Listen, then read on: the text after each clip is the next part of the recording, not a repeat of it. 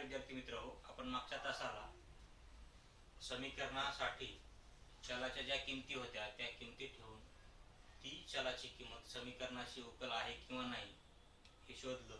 आता त्यामधील दुसरं उदाहरण 3 वजा y बरोबर 4.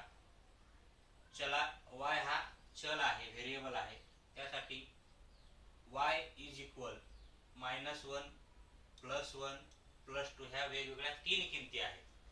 त्या 3 किमती आपल्याला वेगवेगळ्या ठेवून समीकरणाची उकल आहे किंवा नाही आपल्याला शोधायची आहे.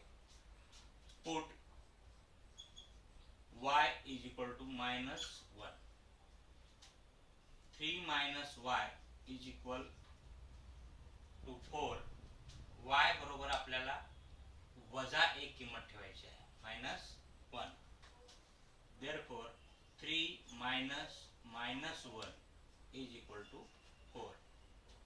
3 ला 3, minus minus minus into minus, वजा गुणिले वजा अधिक, 1 ला 1 इज इक्वल टू 4. समीकरणाची डावी बाजू LHS 3 अधिक 1 4 is equal to RHS 4. 4 is equal to 4. LHS is equal to RHS. Therefore y is equal to -1 is solution. एक था.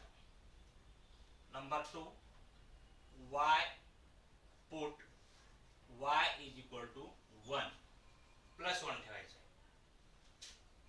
3 - y is equal to 4. Therefore 3 - 1 is equal to 4. LHS is equal to RHS. समीकरणाची डावी बाजू बरोबर समीकरणाची उजवी बाजू. 3 - 1 2 अधिक 3 मधून वजा 1 गेले तर 2 उरतात is equal to 4. LHS is equal to RHS is not equal to. 2 बरोबर 4 आहेत का तर नाही, दोन्ही समीकरणाच्या किमती वेगवेगळ्या आलेल्या असल्यामुळे y is equal to 1 is not solution.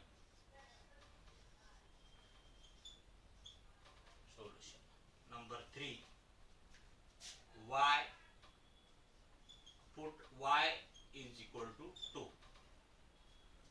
3 minus y is equal to 4. Therefore 3 minus 2 is equal to 4. 3 minus 2 plus 1 is equal to 4. LHS is equal to RHS is not equal to.